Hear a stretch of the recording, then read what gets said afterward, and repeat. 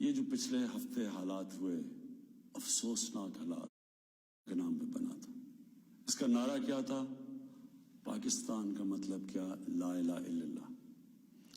اس ملک کے جو لوگ ہیں، اور میں سارا پاکستان پھرا ہوں، چاہے وہ گناہ گار ہوں، چاہے وہ اپنے دین پہ صحیح معنی پہ عمل کریں یا نہ کریں، لیکن ہمارے نبی صلی اللہ علیہ وآلہ وسلم لوگوں کے دلوں میں بستے ہیں. اس لیے جب بھی کہیں بھی دنیا میں ان کی شان میں کسی قسم کی گستاخی ہوتی ہے تو ہمیں تکلیف ملتی ہے.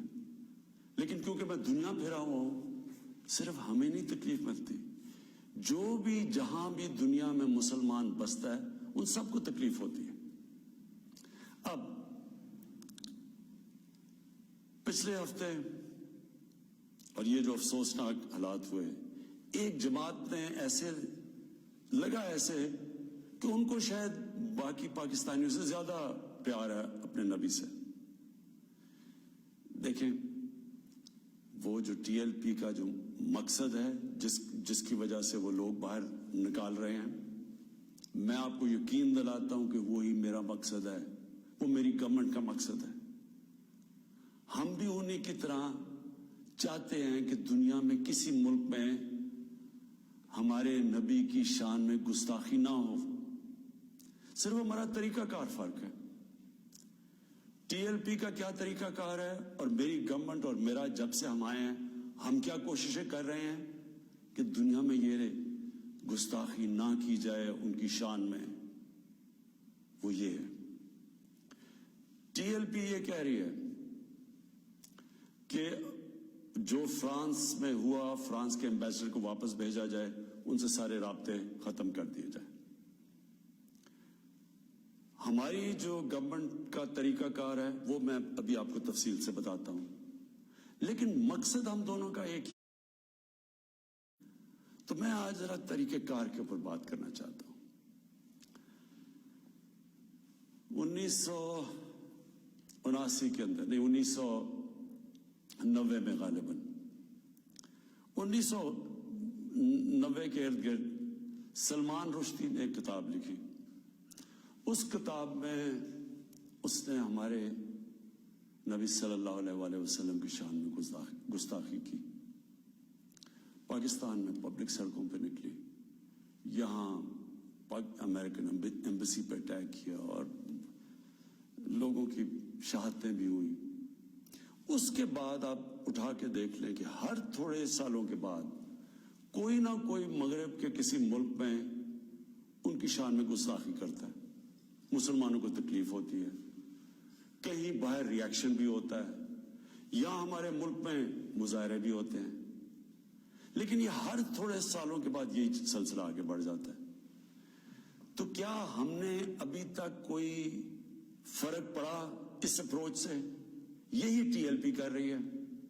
یہ بھی یہ پاکستان میں کہہ رہے ہیں کہ مظاہرے کریں گے ہم، اور کیے ہیں انہوں نے، اور ہم سڑکوں پہ آ جائیں گے، پہلے بھی کیے ہیں، کہ اگر ہم ایکشن نہ لیں. اب کیا میرا سوال یہ ہے کہ کیا فرانس کے ایمبیسڈر کو واپس بھیجنا فرانس میں اور ان سے سارے تعلقات توڑ دینا، کیا اس سے یہ رک جائے گا؟ کیا اس سے کیا تو کوئی گارنٹی ہے کہ اس کے بعد ان کی شان میں کوئی گستاخی نہیں کرے گا؟ کوئی گارنٹی ہے؟ میں مغرب کو جانتا ہوں، میں آپ کو گارنٹی کرتا ہوں کہ اگر آپ یہ کریں گے، اگر ہم یہ کریں پاکستان، تو اس کے بعد کسی اور یورپین ملک میں یہی ہوگا. آزادی کے رائے پہ نام پہ وہاں انہوں نے یہ ایک آزادی رائے کا ایشو بنایا ہوا ہے. اس کے نام پہ وہ کہیں گے اچھا آزادی رائے کی وجہ سے انہوں نے یہ کیا، ہم بھی یہ کر رہے ہیں، وہ بھی کوئی گستاخی کریں گے. کیا پھر اس کے ایمبیسڈر کو بھی ہم واپس بھیجیں گے؟ اور 50 مسلمان ملک ہیں، کوئی بھی اس طرح نہیں کر رہا، کوئی وہاں کہیں مظاہرے نہیں ہوئے، وہ بھی نہیں کہہ رہے کہ ایمبیسڈر کو واپس بھیجو. تو اس کا پہلے تو کوئی فرق نہیں پڑنا لگا فرانس کو. لیکن میں آپ کو یہ بتاؤں پاکستان کو کیا فرق پڑے گا. سب سے بڑا فرق یہ پڑے گا ہمارے ملک کو کہ بڑی مشکلوں سے ہماری معیشت اٹھ رہی ہے. بڑی دیر کے بعد پاکستان کے اندر انڈسٹری اوپر جا رہی ہے، لارج اسکیل انڈسٹری بڑی دیر کے بعد اٹھ رہی ہے، نوکریاں مل رہی ہیں لوگوں کو، ہمارے ملک میں دولت میں اضافہ ہو رہا ہے، ہماری ایکسپورٹس بڑھ رہی ہیں، ہمارا روپیہ مضبوط ہو رہا ہے، بڑی دیر کے بعد روپیہ مضبوط ہوتا جا رہا ہے۔ جب روپیہ اوپر جاتا ہے تو مثلا پیٹرول اور ڈیزل سستا کیا ہے، باہر کی جو چیزیں ہم اگاتے ہیں وہ سستی ہونی شروع ہو گئی ہیں۔ جب ہم فرانس کے ایمبیسڈر کو واپس بھیج کے تعلقات توڑیں گے ان سے، اس کا مطلب کہ یورپین یونین سے ہم تعلقات توڑیں گے۔ اس کا مطلب کیا کہ جو ہماری آدھی ٹیکسٹائل کی ایکسپورٹس ہیں وہ یورپین یونین میں جاتی ہیں، تو اس کا مطلب آدھی ہماری ٹیکسٹائل ایکسپورٹس وہیں ختم ہو گئی۔ اس کا مطلب بے روزگاری، فیکٹریاں بند ہو جائیں گی، اور اس کے آگے کیونکہ آدھی ہماری مین ایکسپورٹ ٹیکسٹائل ہے، جب ٹیکسٹائل آدھی رہ جائے گی ایکسپورٹ، ہمارے روپے کے اوپر پریشر پڑے گا، روپیہ گرے گا، مہنگائی بڑھے گی، غربت بڑھے گی، تو نقصان ہمیں ہوگا، فرانس کو کوئی نقصان نہیں ہونے لگا۔ تیسری چیز، اب ہم نے اس کے اوپر جب یہ ہوا تو میں پہلے ذرا آپ کو تھوڑی تفصیل پیچھے بتا دوں، یہ ہم 2-2.5 مہینے سے لگے ہوئے تھے، ہماری گورنمنٹ TLP سے مذاکرات کر رہی تھی، ہم ان کو یہی چیزیں سمجھا رہے تھے کہ اس سے نقصان ہمیں ہونے لگا ہے، ان کو نقصان نہیں ہوگا، ہماری عوام کو نقصان ہوگا۔ مذاکرات چلتے جا رہے تھے، انہوں نے کہا جی اسمبلی میں رکھو، اور اسمبلی جو فیصلہ کرتی ہے، ہم نے فیصلہ کیا ٹھیک ہے ہم اسمبلی میں یہ رکھتے ہیں، لیکن ہم پھر دیکھنا شروع کیا کہ ان کی موبلائزیشن نیچے ہو رہی ہے، ان کی تیاریاں ہو رہی ہیں اسلام آباد آنے کے لیے، ایک طرف مذاکرات چل رہے ہیں، ایک طرف اسلام آباد آنے کی تیاریاں ہیں۔ پھر ابھی مذاکرات چل رہے ہیں اور ہم نے یہ فیصلہ کیا ہوا تھا کہ ہم اسمبلی میں رکھیں گے اس ایشو کو، تو پتہ چلا کہ انہوں نے پہلے اناؤنس کر دیا کہ جی اب تو فرانس کا اگر ایمبیسڈر آپ واپس نہیں بھیجیں گے تو ہم سارے اسلام آباد میں دھرنا دیں گے۔ تو اس کے بعد یہ ہماری بات چیت ٹوٹی، اس کے بعد پھر یہ اریسٹ ہوئے۔ اب میں صرف آپ کو بتانا چاہتا ہوں کہ اس سے اب تک ہوا کیا ہمارے ملک میں، ذرا دیکھ لیں کہ ہم نے اپنے آپ کو کتنا نقصان پہنچایا۔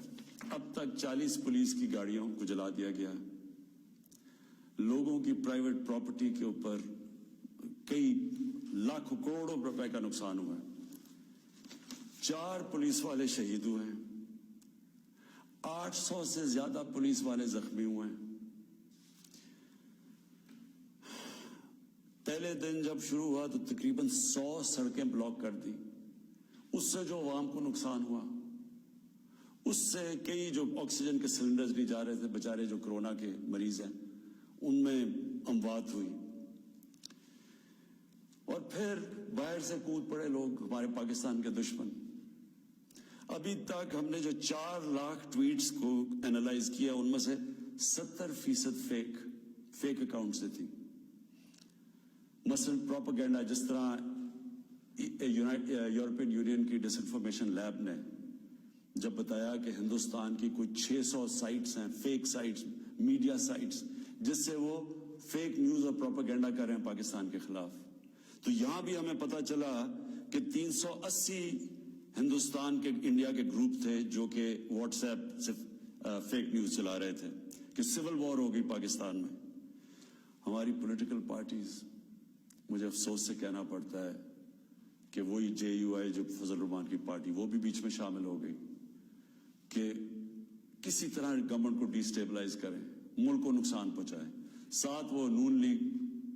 اب ان سے میں پوچھتا ہوں کہ جب یہ سلمان رشدی نے کتاب لکھی تھی تو نواز شریف تو پہلی دفعہ پرائم منسٹر بنے تھے، کتنی انہوں نے سٹیٹمنٹس دی تھی، کتنی دفعہ انہوں نے کسی فورم میں کہا تھا کہ اس نے بڑا غلط کام کیا، مسلمانوں کے دلوں کو تکلیف پہنچائی ہے۔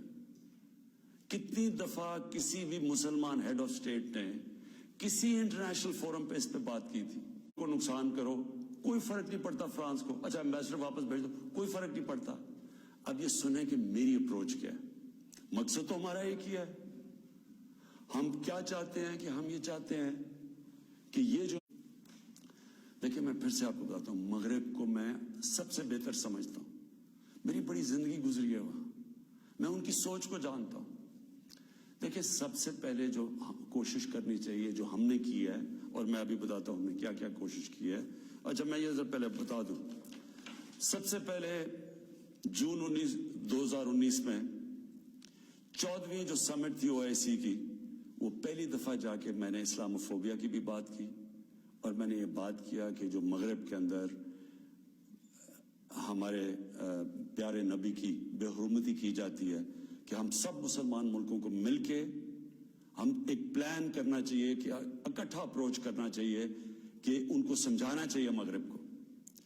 دوسرا، میں نے پھر جب سپٹمبر 2019 میں یونائٹڈ نیشنز کی جنرل اسمبلی میں گیا، ادھر میں نے یہ اٹھایا دونوں چیزیں، اسلاموفوبیا کی بھی بات کی. اسلاموفوبیا کا کیا مطلب ہے؟ اسلام کے خلاف نفرت، اور اس نفرت کے اندر ایک یہ ہے کہ وہ ہمارے نبی صلی اللہ علیہ وسلم کی شان میں گستاخی کرتے ہیں. تو یہ ایک ہی چیز اکٹھے کرتے ہیں یہ. تو ادھر میں نے بات کی یونائٹڈ نیشنز میں. پھر اگلے سال جو 2020 میں یونائٹڈ نیشنز کی جنرل اسمبلی ہوئی، پھر میں نے اسلاموفوبیا کی بات کی، اور میں نے کہا کہ یہ کس طرح 1.25 ارب لوگوں کو تکلیف پہنچائی جاتی ہے. پھر یونائٹڈ نیشنز کی ہیومن رائٹس باڈیز کے اندر اور کمیشن میں میری گورنمنٹ نے مسلسل اسلاموفوبیا کی بات کی. پھر میں نے فیس بک کا جو CEO ہے مارک زکربرگ، میں نے اس کو خط لکھا کہ کیسے فیس بک کو استعمال نہیں کرنا چاہیے اسلاموفوبیا کے لیے. اور پھر جب یہ فرانس میں ہوا، اور جس کے اوپر یہ TLP کہہ رہی ہے کہ فرانس کے امبیسڈر کو واپس بھیجیں، میں نے سارے مسلمان ہیڈز آف سٹیٹس کو خط لکھا، اور میں نے ان کو کہا کہ ہمیں جوائنٹ ایکشن لینا چاہیے اس کے اوپر. اور اب میں آپ کو سمجھانا چاہتا ہوں میری اسٹریٹجی کیا ہے. اسٹریٹجی یہ ہے کہ ہم سارے مسلمان ملک کے جو ہیڈز ہیں، ہم مل کے مغرب کے فورمز میں، یورپین یونین میں، یونائٹڈ نیشنز میں، ہم ان کو یہ بتائیں کہ کیوں ہمیں تکلیف ہوتی ہے جب یہ آزادی رائے، فریڈم آف سپیچ کے نام پہ یہ جب نبی صلی اللہ علیہ وسلم کی شان میں گستاخی کرتے ہیں. کیونکہ ان کو اس چیز کی سمجھ نہیں ہے. مغرب کے اندر ان کے جو پیغمبر ہیں، ان کو اس طرح نہیں، ان کا پیار اور عشق جس طرح ہمارا ہے، ہمارے نبی سے ہے، ان کو اس طرح کا نہ، ان کی اس طرح کی عزت کرتے ہیں. اور وہاں بلکہ وہ دین کو ان کے اتنے قریب نہیں ہے جس طرح ہم اپنے دین کے قریب رہتے ہیں. اس لیے ہمیں ان کو سمجھانا پڑے گا، اور سمجھائیں گے جب ہم مل کے اکٹھے کلیکٹیولی مسلمان دنیا کے ہیڈز آف سٹیٹس جب ہم بات کریں گے، جو میں یہ ہر جگہ جن فورمز پہ کہتا گیا ہوں، تب اس کا اثر ہوگا. دنیا میں تھوڑے سے یہودی ہیں، لیکن وہ سارے یہودیوں نے اکٹھے ہو کے دنیا کو، مغربی دنیا کو بتایا ہے کہ جو ہولوکاسٹ تھا، جدھر یہودیوں کی قتل عام ہوئی تھی، انہوں نے کہا کہ اس کے خلاف کوئی منفی بات نہ کی جائے کہیں بھی، کسی میڈیا پہ. آج کہیں بھی، آج مغربی میڈیا کسی ملک میں ہولوکاسٹ کے خلاف کوئی بات نہیں کر سکتا. 4 یورپین ملک ایسے ہیں جدھر جیل میں ڈال دیتے ہیں اگر آپ ہولوکاسٹ کے خلاف کوئی منفی بات کریں. تو کیا ہم یہ نہیں ان کو باور کروا سکتے کہ ہمیں کتنی تکلیف پہنچتی ہے؟ اور یہ صرف، اور یہ ہم تب کریں گے جب ہم کلیکٹیولی مل کے کریں. اور میں آپ کو یقین دلاتا ہوں، کیونکہ میں مغرب کو سمجھتا ہوں، ان کو سمجھ ہی نہیں ہے اس چیز کی.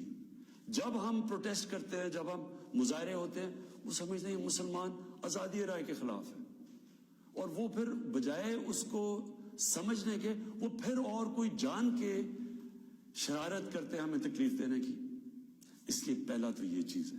اور دوسرا میں جو کہنا چاہتا ہوں وہ یہ، دوسرا طریقہ کیا ہے کہ جب ایک 50 مسلمان ملک مل کے یہ کہیں گے کہ اگر کسی ملک میں سے اس طرح کیا گیا تو ہم سارے مل کے ان کا ٹریڈ بوائیکاٹ کریں گے، ان کی ہم چیزیں نہیں خریدیں گے. اس کا اثر ہوگا. اس طرح ہم اپنا جو ہم مقصد ہے اس پہ پہنچ سکتے ہیں. میں نے آپ کو 2 مقصد بتائے. ایک یہ TLP کا مقصد ہے، ہم ساری زندگی بھی لگے رہیں، ہم اپنے ملک کو نقصان پہنچاتے رہیں گے، کبھی کوئی فرق نہیں پڑنے لگا ان کو. جو میں کیمپین کر رہا ہوں, میں آپ کو یقین دلاتا ہوں کہ یہی طریقہ ہے کہ انشاءاللہ ایک دن ان کو سمجھ آ جائے گی, اور وہ دن دور نہیں ہے. میں آج آپ سب کے سامنے کہتا ہوں کہ میں ذمہ داری اس کی لیتا ہوں, میں ہی اس کیمپین کو لیڈ کروں گا, لیکن میں انشاءاللہ اپنی قوم کو مایوس نہیں کروں گا, اپنے مسلمانوں کو مایوس نہیں کروں گا. ہم انشاءاللہ ان کو یہ ایک دن سمجھا دیں گے کہ جس طرح اگر وہ یہودیوں کے لیے سینسٹیو ہیں, ان کو تکلیف نہیں دینا چاہتے, تو ہم تو سوا ارب مسلمان ہیں, ہمارے بھی دل ہیں, ہمیں بھی تکلیف ہوتی ہے. اور جیسے جیسے ان کو اس چیز کی سمجھ آ گئی, یہ ہم اپنا مقصد پہ پہنچ جائیں گے. آخر میں اپنے علماء ان کو خاص طور پہ کہنا چاہتا ہوں کہ آپ کو اس میں ہمارے ساتھ مل کے, میرے ساتھ مل کے میری تائید کرنی چاہیے, ہماری مدد کرنی چاہیے, کیونکہ یہ جو چیزیں یہ جو ہو رہے ہیں ہمارے ملک کو نقصان پہنچ رہا ہے, اس سے تکلیف پہنچتی ہے. ہماری پولیس سے جو ہوا ہے, 800 پولیس انجر ہوئی ہے, جو ان کو کئی ہسپتالوں میں پڑے ہوئے ہیں. تو اس سے کس کو فائدہ ہوا ہے؟ کیوں ہندوستان کی یہ جو ویب سائٹس ہیں جو اس کے اندر کود پڑی ہیں, یہ دشمنوں کو فائدہ ہوا ہے. قوم کو کیا فائدہ ہوا اس سے؟ قوم کو تو صرف نقصان ہوا ہے. اور جو مقصد ہے ہمارا, اس سے تو اس پہ نہیں پہنچ رہے ہم. کوئی فرق نہیں پڑے گا کسی مغربی ممالک کو, جو مرضی ہم اپنا ملک کا نقصان کریں. جرم کہیں اور ہو, ہم اپنے اوپر خودکش حملہ کر دیں. یہ کون سی عقل اور سمجھ ہے؟ تو میں آپ سب کو کہوں گا, اپنی قوم کو کہوں گا کہ یہ ٹائم ہے اکٹھے ہونے کا. ہمارا ملک بڑی مشکلوں سے ایک اس طرف نکل رہا ہے کہ ہم اب اوپر آنے والے ہیں. ہماری معیشت اٹھ رہی ہے, لوگوں کو روزگار مل رہا ہے, ہمارا روپیہ مضبوط ہو رہا ہے, ہمارا ملک کا ڈائریکشن ٹھیک ہے. تو یہ ٹائم اپنے ملک کو نقصان پہنچانے کے لیے نہیں ہے. یہ صرف ہمارے ملک کے دشمن ہمیں نقصان پہنچائیں گے. ہم سب کو اب اکٹھے ہو کے اللہ کا شکر ادا کرنا چاہیے کہ ہم یہ 2 سال بڑے مشکل وقت سے گزرے ہیں. حالانکہ ہمارے پاس اس وقت کرونا کا ایک تیسرا ویو آیا ہوا ہے, اس کے اوپر ہمیں سب کو مل کے SOPs پہ چلنا چاہیے. اللہ سے دعا کرنی چاہیے کہ ہمیں اس مشکل سے بھی نکال دے, اور پھر اس کا شکر ادا کرنا چاہیے کہ یہ ہم 2 سال کے بعد ایک قوم, ہماری معیشت اٹھ رہی ہے, تو ہم اس کو نقصان نہ پہنچائیں. پاکستان پائندہ باد.